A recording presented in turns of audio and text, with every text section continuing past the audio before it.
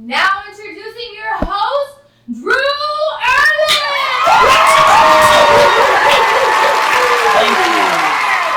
Thank you, ladies and gentlemen, for joining us tonight, live from Royalties Studios in Austin, Texas. I'm your host, Drew Erlind, and this is the WeekEnds with DrewUpThoughts. Thank you. Warning, viewer discretion is advised. So let's get straight to it. 2020, quite a doozy, huh? A lot of Americans are claiming 2020 is going down as the worst year in U.S. history. And how can you disagree? American icons have been passing away like dust in the wind. The justice system is still fucked up and racist. Hardworking citizens have been trapped in their homes and losing their jobs due to multiple businesses imploding. Protesting is reaching a whole new level, and it still feels like white people and black people hate each other. So much is being said, but nothing is being done because the President of the United States is an inconsiderate a-hole. And marinating over all of this chaos is an invisible enemy that goes by the name of COVID-19, aka Corona, aka the Wuhan virus, aka pretty much every disease imaginable wrapped in one. Seriously, COVID-19 done trumped the whole virus game, y'all, by taking on the characteristics of every disease known to mankind. It has the same side effects as the flu, same side effects as the diabetes, same side effects as multiple sclerosis, HIV and AIDS, and the list goes on. But the most contagious side effect of COVID-19, and the most contagious side effect that everyone should be mindful of, is fear and ignorance. That's been spreading around like a wildfire. Did you know people don't even say bless you anymore? Remember, back in the day, if you were to go out in public and accidentally sneeze like, achoo, someone would say, bless you, or even, God bless you. It's not like that in 2020. God forbid someone catches you sneezing out in public. People are just like, back the fuck up and keep your scent for yourself. I got a can full of sanitizer, and I would not hesitate to spray this whole place up. Fuck you, fuck the world, fuck COVID-19.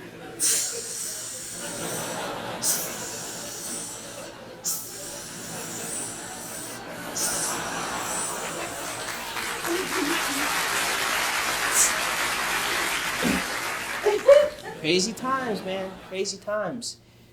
Although some countries like New Zealand seem to have COVID-19 under control, death tolls and cases continue to rise in the United States.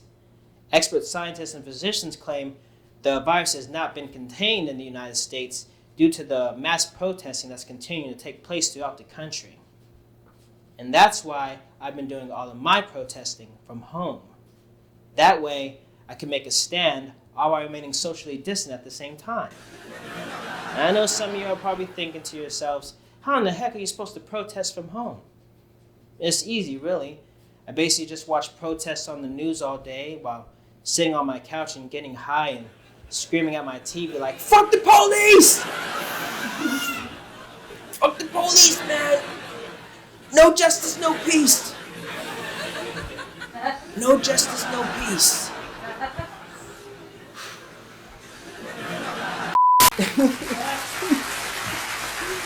Oh yeah. And then whenever there's a commercial on, I just spray paint Black Lives Matter all over my walls and cabinets. Then after I finish doing that, I break into my neighbor's place and steal all of their toilet paper. It's not that serious. They knew it was me. In fact, they weren't even mad at me for stealing all their toilet paper. They were just pissed off I wasn't wearing a mask while I did it. I'm glad protesting is still going on. And I'm glad people are still standing up for what's right. That's what being an American is all about. Woo! Thank you. I just wish the mainstream media would stick to the narrative and focus on the real issues, like convicting the murderers of Breonna Taylor.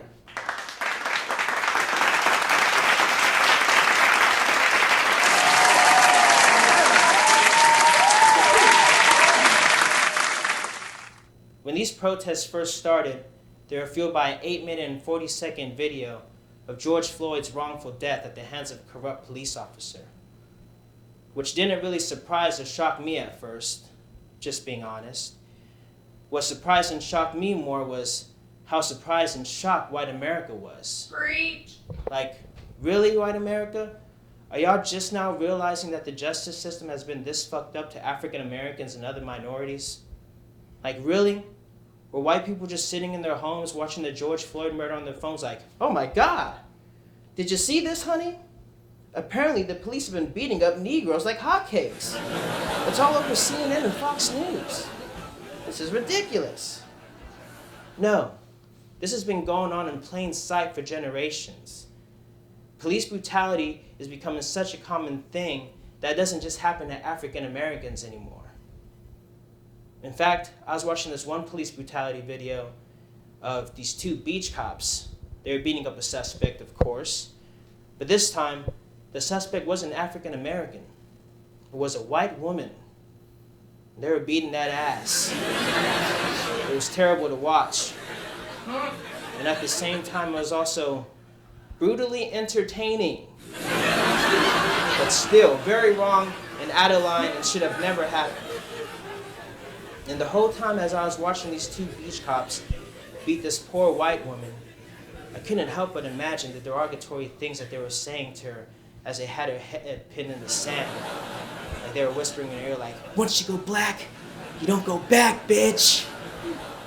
Or, now you know what a black man really feels like. Alright, it's a joke. It's a joke, everyone. Calm down.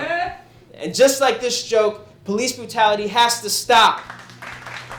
Serious. It's crazy that all this chaos is going on during an election year. What a coincidence, right? I fucking hate election years, man. People always talking politics and trying to get you to vote.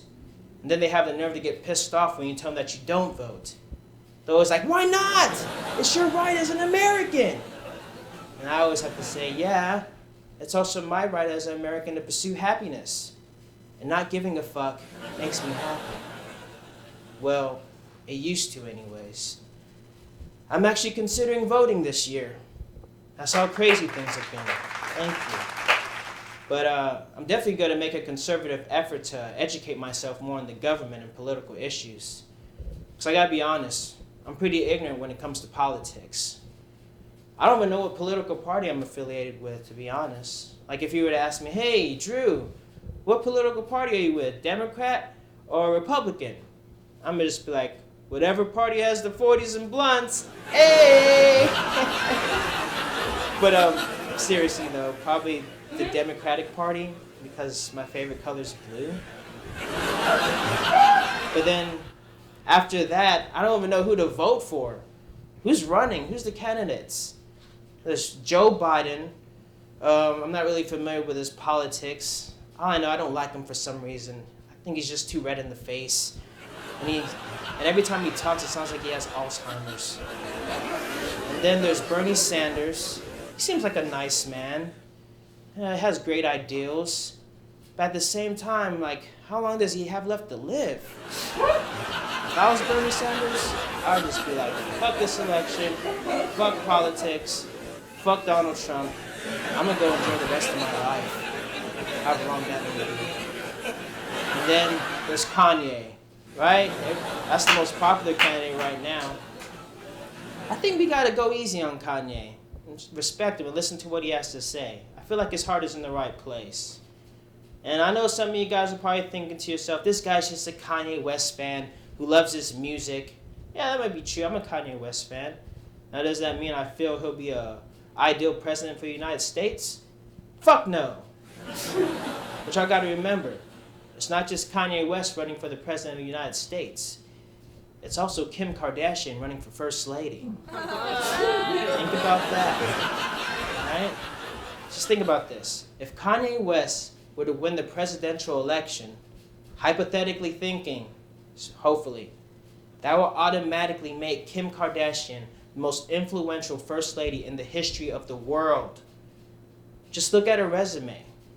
She's undoubtedly the most famous reality TV star in the history of television.